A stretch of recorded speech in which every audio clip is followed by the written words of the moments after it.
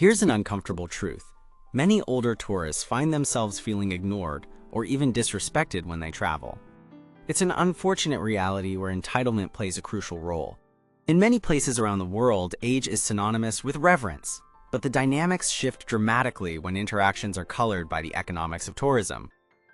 Today, we're diving into an intriguing yet often overlooked issue: the 5 ugly behaviors that can lead locals to disrespect older tourists over 65. Today's first ugly behavior tackles a behavior we've named the "this is how we did it" mentality, otherwise known as the cultural comparison veto. This habit often surfaces when older travelers find themselves in new environments, comparing their current experiences to what they're accustomed to back home. While fondly reminiscing about past travels or home can be heartwarming, using these experiences as a yardstick to measure a new place can send unintended messages of entitlement and cultural dismissiveness. It's crucial to understand how quickly such comments can shift the atmosphere from friendly to frosty, and how crucial it is to stay curious instead of judgmental. Let's explore a real-life story that vividly illustrates this point. Picture Mr. Harris, a seasoned traveler in his golden years, who found himself in the bustling streets of Tokyo, a city teeming with vibrant cultural idiosyncrasies and delectable local cuisine. Enthusiastically, he entered a local soba noodle shop, enticed by the steamy aroma wafting through the air. As he sat down for his meal, he jovially struck up a conversation with the young server, discussing his past journeys. Everything was going smoothly until his bowl of noodles arrived. That's when things took a turn. Mr. Harris took a sip of the broth, paused, and then remarked with a smile, "It's good, but back in New York, we make our noodles so much differently. There's something more to it over there. Maybe you could give it a try?" His intention was likely not to offend, simply to share his fondness for his favorite dishes back home. However, he was unaware of a shift in the room. The once eager-to-please server responded with a curt nod and refilled Mr. Harris, water with a noticeably cooler demeanor.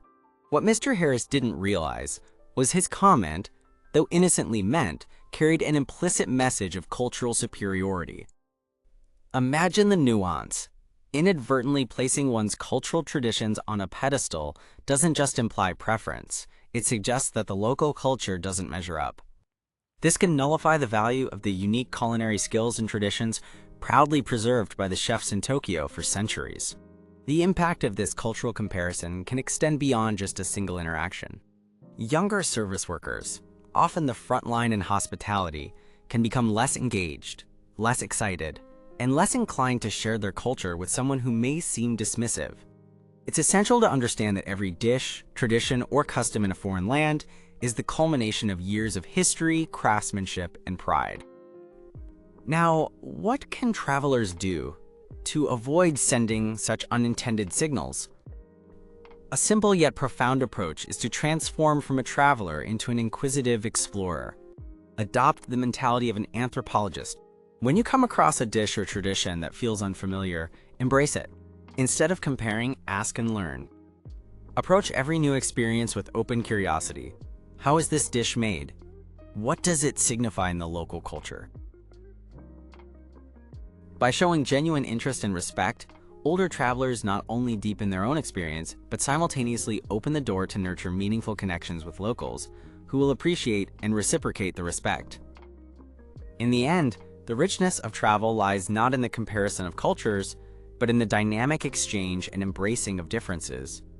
Let's leave the entitlement and dismissiveness at the airport and step into each new destination ready to learn and grow with an open heart and mind. For this second ugly behavior that makes locals disrespect older tourists, we must dive into an issue that's all about money, not in the amount, but in the manner. It's an unfortunate stereotype that can easily catch you off guard: the currency and tipping snob. Picture this. You're a small vendor in the heart of a bustling market somewhere picturesque. It's a bright day. Colors of spices and handmade crafts vibrate under the sun, and there's a constant buzz of chatter in the air. You've had a steady stream of customers, each transaction held with careful calculation and respect. Suddenly, a well-meaning yet oblivious tourist engages, attempting to pay for a small trinket with an impossibly large bill, or, worse, with a foreign currency. It's as if understanding the local economic rhythm was optional, a mere suggestion.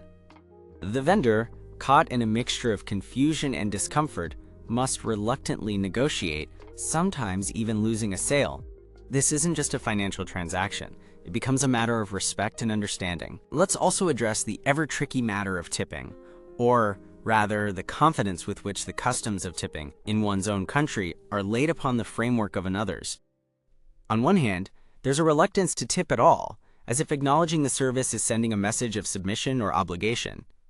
On the flip side, there's a gesture that seems generous, but is actually misplaced and awkwardly excessive, like handing a taxi driver a sum nowhere near their usual fare.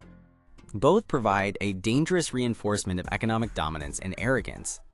If you've ever traveled to a local market or small cafe anywhere in the world, it is almost a given that someone, at some point, has left too much or too little in the way of gratuities, navigating the local landscape with misplaced self-assuredness.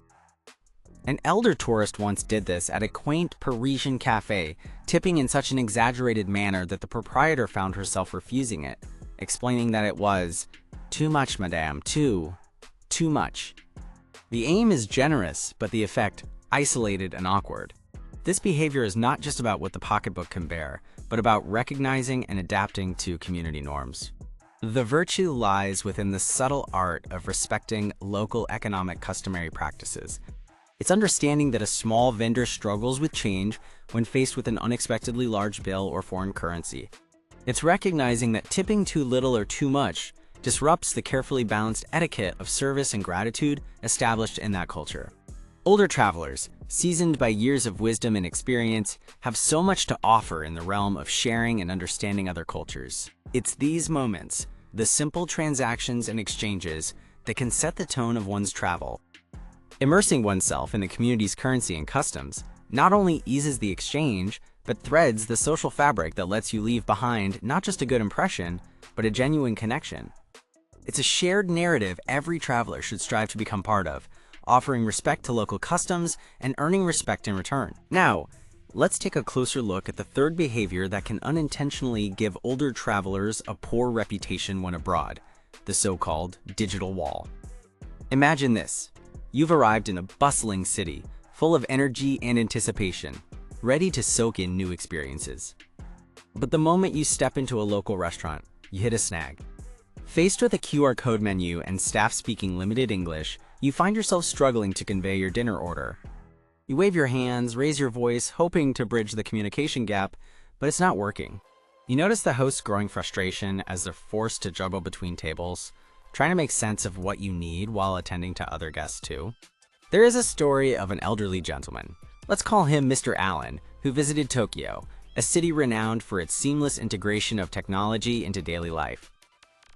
On his first night, Mr. Allen walked into a small family-owned ramen shop filled with locals enjoying their meals. The restaurant had readily adopted a QR code ordering system, and menus were presented almost exclusively through smartphone screens. Mr. Allen politely gestured for a physical menu. The young host, with her polite bow and a hint of a smile, explained in broken English that everything was digital to allow for quicker service and contactless interactions. Without a translation app or any tech support, the conversation devolved into a spectacle, where Mr. Allen used random words and gestures in an attempt to order.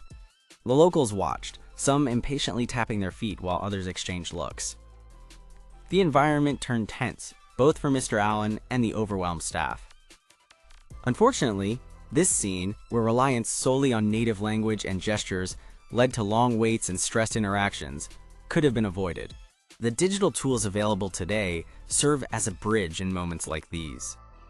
Translation apps are designed to break language barriers quickly and efficiently, offering you the freedom to communicate with grace and ease. They transform your device into a portal of understanding, translating your needs directly to the locals' ears in a clear, concise manner. Meanwhile, map apps with offline capabilities can guide you effortlessly through unfamiliar streets without the need for constant guidance or calls for help. Embracing these technologies doesn't imply putting aside tradition or dislike for modern gadgets. It's about respecting the locals, time, and systems. When you choose not to adapt, it can come across as rigid, perhaps old-fashioned in the eyes of the younger generation who thrive in high-paced environments. Instead, adopting these tools can create smoother interactions, build respect, and ultimately enhance your travel experience. So, next time you find yourself in a bustling foreign spot, consider downloading a translation app before your visit or saving offline maps. These small steps can break down the digital wall, making your journey not only easier but also more respectful and enjoyable for everyone involved. Ugly behavior 4, the unrealistic pace demander. Picture this, a scenic tour through the breathtaking landscapes of Tuscany. The sun is shining, the air is crisp, and a delightful breeze sweeps across the vineyards. Everyone in the group is excited, cameras ready to capture the endless beauty. All is perfect, until it's not. Meet Robert, a charming gentleman with an indomitable spirit and an adventurous spark that belied his years. Unfortunately, Robert had underestimated the physical demands of the tour. Within the first hour, he started to feel the strain. The path was more demanding than he had anticipated, and soon enough, the group was coming to frequent stops to accommodate his needed breaks. This wasn't a problem at first. After all, travel at its best is as much about the company as it is about the destination. But as the stops grew longer and more frequent, fatigue began to set in for everyone. The group's enthusiasm slowly turned into frustration. The leisurely pace Robert needed was completely understandable given his age, but it was all too evident that a miscalculation had been made somewhere along the line. Tour guide Maria, an experienced and amiable local, found herself caught in a bind. Her remuneration was partly based on timely tour completion and high satisfaction ratings. Yet accommodating Robert's needs meant sacrificing both. She had seen this scenario unfold before, a traveler with the best intentions unintentionally disrupting the flow due to unrealistic expectations of their own capabilities. Maria's experience taught her patience, and she handled the situation with grace, guiding Robert to a nearby cafe where he could rest comfortably, allowing the rest of the group to continue. Yet, the solution was not a perfect one. This diversion diluted the experience for the group and highlighted the delicate, often unspoken, balance between individual needs and group harmony. Such scenes play out in various forms across different landscapes worldwide. When older travelers neglect to honestly assess their fitness levels or fail to communicate any limitations before the trip, it doesn't just affect them, it ripples across the entire group.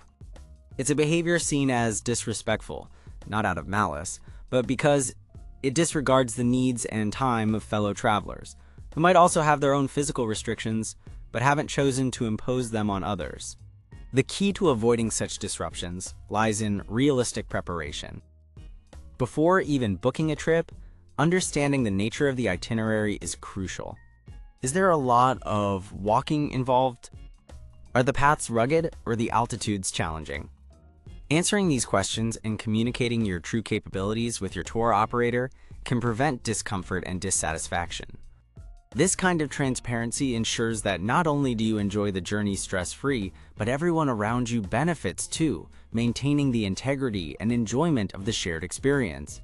Next time, rather than quietly fretting over what you might be holding the group back from, remember the solution lies within prudent planning.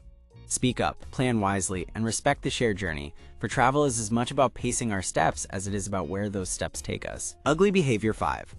The loud private conversation. The public space invasion. As seasoned travelers, many of us enjoy engaging with different cultures and relishing the unique experiences each destination offers.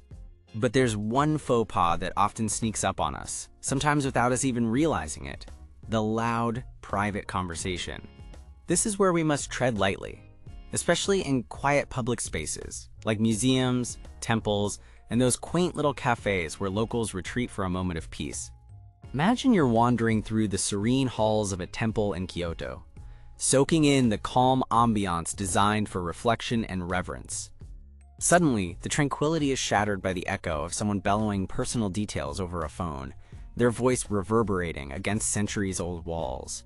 This intrusion can feel almost sacrilegious in an environment where decorum is signaled through whispered voices and the soft padding of socked feet on tatami mats.